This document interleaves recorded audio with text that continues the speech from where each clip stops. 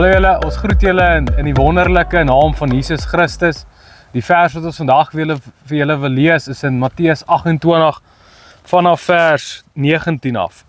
En hulle sê, gaan dan heen, en hier praat Jesus, gaan dan heen, maak disippels van al die nasies, en doop hulle in die naam van die Vader, die Seun en die Heilige Gees, en leer hulle om alles te doen en te onderhou wat ek hulle beveel het.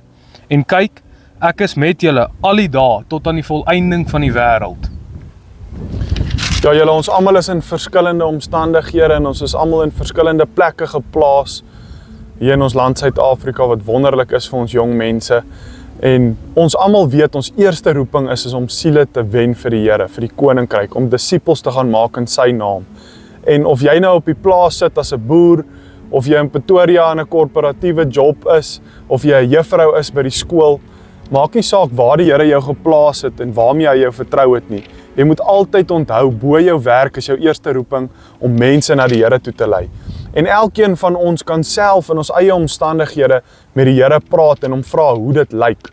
Omdat ons van soveel verskillende agtergronde afkom, is dit belangrik dat jy self by God se voete moet gaan sit en self hom vra in jou werksplek, in jou omgewing waar jy die meeste van jou dae spandeer, hoe lyk dit om die Here se naam groot te maak?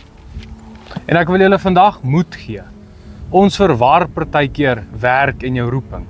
En ons werk is daar om ons talente uit te leef en om glorie aan God te bring. Maar daar's 'n ander ding wat ons ook in die lewe moet doen, jou roeping vir die Here uit te leef. En jy het 'n unieke roeping wat God in jou lewe geplaas het. Buiten om siele te red, wat die eerste belangrikste ding vir die Here is, om 'n siel na hom toe te lei. En vir iemand te sê, die Here is lief vir jou, jy is sy kind. Maar ons het 'n roeping om uit te gaan, om mense te bemoedig. En jou roeping en jou werk is nie dieselfde ding nie. Ons werk, maar jou roeping is om te doen wat God vir jou lewe geroep het. En dit vind jy deur om 'n verhouding met God te hê.